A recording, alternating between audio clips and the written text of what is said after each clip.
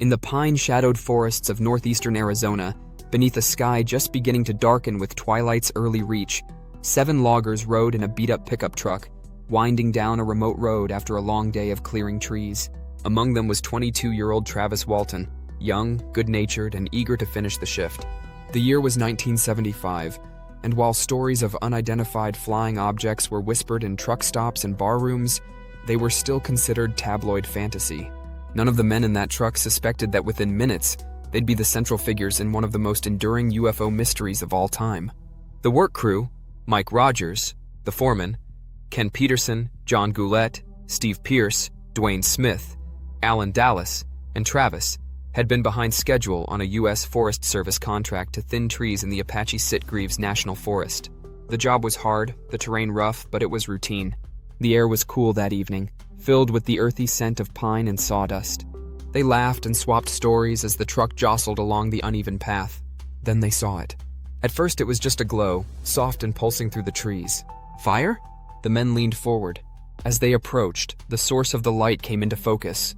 A hovering disc-shaped object, metallic and eerily silent, suspended 20 feet above a clearing. It was bathed in a vibrant bluish hue, humming low like an electrical transformer. Travis, impulsive and curious, jumped out of the truck. His friends shouted after him, but he didn't stop. He walked into the clearing, craning his neck, mesmerized. Suddenly, a beam of light shot from the craft, striking him in the chest. The men watched in horror as Travis's body jolted into the air, suspended for a split second before he was thrown backward violently. Panic exploded. Mike Rogers hit the gas. The truck tore down the dirt road, the remaining 6 shouting over one another in panic. But after several minutes, reason returned. Mike slammed on the brakes. They couldn't leave Travis, dead or alive, behind. They returned, hearts pounding, but the clearing was empty. No craft. No Travis. Just scorched earth and a heavy silence. The men searched the area, yelling his name into the night, but he had vanished. The local sheriff was skeptical when they reported the event. A missing man, a wild story, and a group of visibly shaken loggers. The investigation began with suspicion. Murder was considered.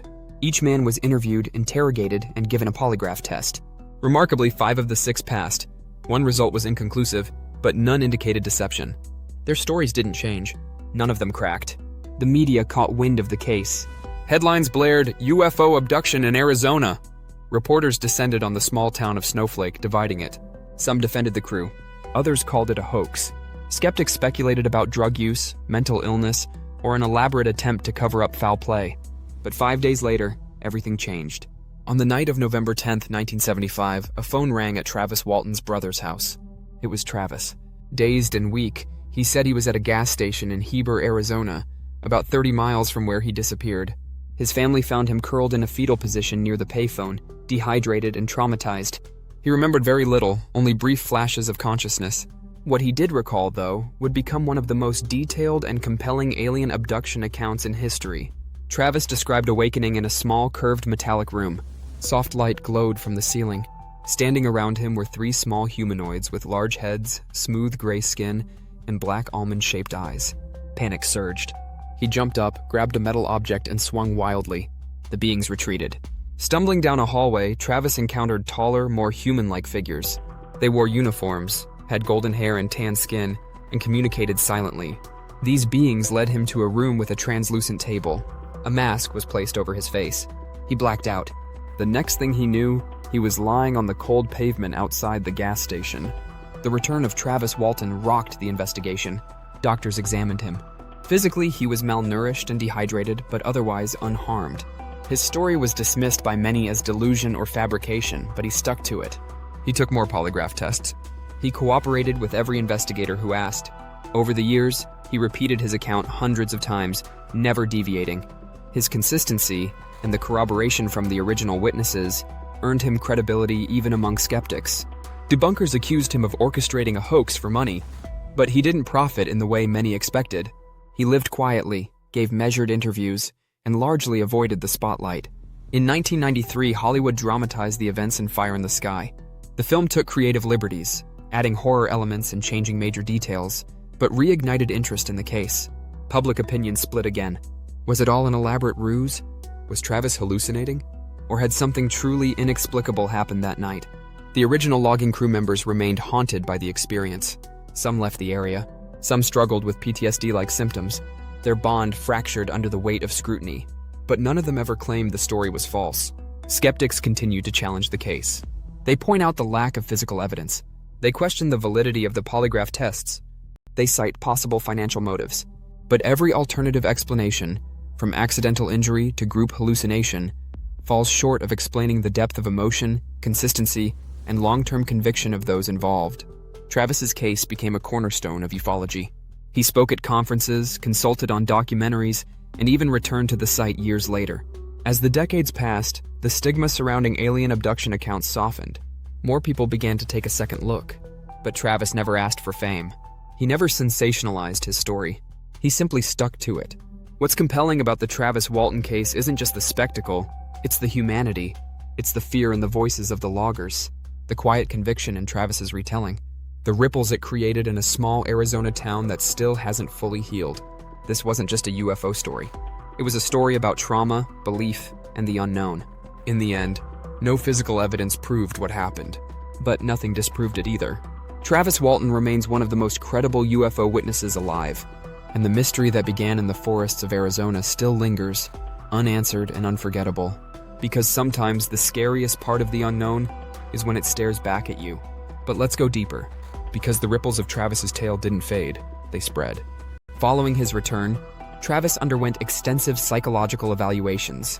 While skeptics anticipated signs of mental illness or delusion, professionals found no evidence of psychosis, hallucination, or deceit.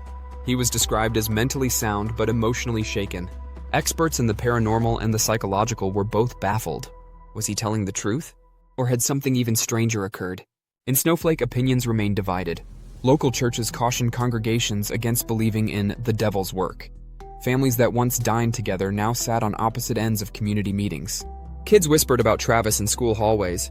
He had become a myth in real time, a man both feared and revered. Meanwhile, ufologists clung to his account. They noted how his story fit patterns seen in other abduction reports. The bright light, missing time, strange beings, telepathic communication. But unlike other cases, this one had multiple witnesses to the initial encounter, all of whom passed lie detector tests. The weight of credibility was heavier here. In the late 1970s, the National Enquirer awarded Travis and his co-workers $5,000 for the best UFO case of the year. Critics scoffed, claiming the prize money was motive enough to fabricate a tale. But that payment hardly explained the years of ridicule, career damage, and public scrutiny the men endured. As the 1980s rolled in, interest waned. But Travis didn't disappear. He quietly continued his work in logging, married, raised a family, and occasionally lectured at conferences. His story remained consistent. No new details emerged. He never changed his tune. Then came the Skeptics documentaries. One in particular attempted to recreate the experience using hypnosis and suggestion. Their goal? To prove Travis had imagined it all. But the footage backfired. Viewers saw a man struggling, sweating, visibly distressed. If it was all fake, why did his body react so viscerally? What keeps this mystery alive isn't just the strangeness of the story. It's the emotional core. A young man caught in something unimaginable. A group of friends haunted by what they saw, and a small town forever changed. The Travis Walton case refuses to fade because it refuses to be explained. And in that refusal, it becomes something more than a tale.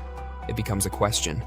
Not just about aliens or abductions, but about belief, about fear, about the unknown.